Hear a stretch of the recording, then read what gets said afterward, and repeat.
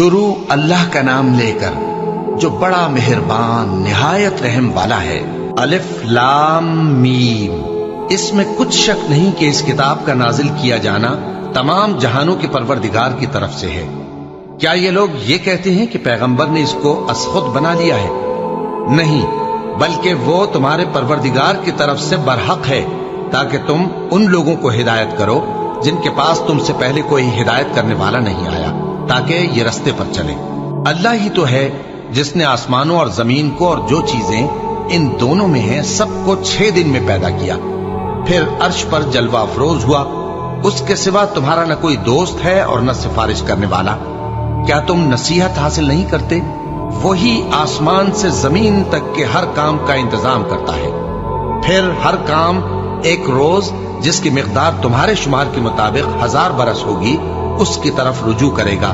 اسی شان کا ہے وہ خالق جو پوشیدہ اور ظاہر کا جاننے والا ہے، غالب ہے، بڑا مہربان ہے۔ وہی جس نے ہر چیز کو بہت اچھی طرح بنایا، یعنی اس کو پیدا کیا اور انسان کی پیدائش کو مٹی سے شروع کیا، پھر اس کی نسل ایک قسم کے خلاصے سے یعنی حقیر پانی سے بنائی، پھر اس کو درست کیا، پھر اس میں اپنی طرف سے روح پھونکی اور تمہارے کان اور آنکھیں اور دل بنائے، مگر تم بہت کم شکر کرتے ہو۔ اور کہنے لگے کہ جب ہم زمین میں ملیا میٹ ہو جائیں گے تو کیا اثر نو پیدا ہوں گے؟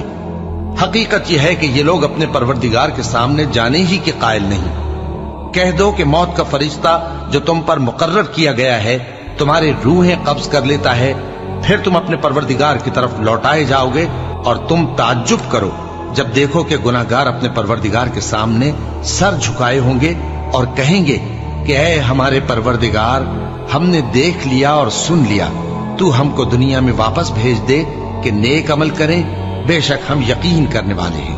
اور اگر ہم چاہتے تو ہر شخص کو ہدایت دے دیتے، لیکن میری طرف سے یہ بات قرار پا چکی ہے کہ میں دوزخ کو جنوں اور انسانوں سب سے بھر دوں گا، سو اب آگ کے مزے چکھو، اس لیے کہ تم نے اس دن کے آنے کو بھلا رکھا تھا۔ آج ہم نے بھی تمہیں بھلا دیا ہے، اور جو کام تم کرتے تھے ان کی سزا میں ہمیشہ کے عذاب کے مزے چکھتے رہو۔ ہماری آیتوں پر تو وہی لوگ ایمان لاتے ہیں کہ جب ان کو ان کے ذریعے نصیحت کی جاتی ہے تو سجدے میں گر پڑتے اور اپنے پروردگار کی تعریف کے ساتھ تسبیح کرتے ہیں اور غرور نہیں کرتے۔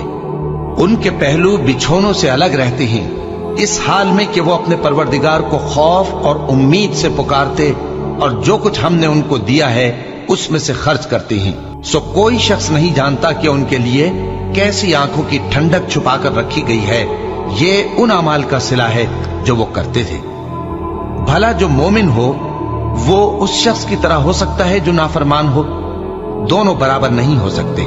جو لوگ ایمان لائے اور نیک عمل کرتے رہے ان کے رہنے کے لیے باغ ہیں، یہ مہمانی ان کاموں کی جزا ہے جو وہ کرتے تھے، اور جنہوں نے نافرمانی کی ان کے رہنے کے لیے دوزخ ہے، جب چاہیں گے کہ اس میں سے نکل جائیں تو اس میں لوٹا دیے جائیں گے، اور ان سے کہا جائے گا کہ جس دوزخ کے عذاب کو تم جھوٹ سمجھتے تھے اس کے مزے چکھو، اور ہم ان کو قیامت کے بڑے عذاب سے پہلے دنیا کے عذاب کا بھی مزہ چکھائیں گے، شاید وہ ہماری طرف لوٹ آئیں۔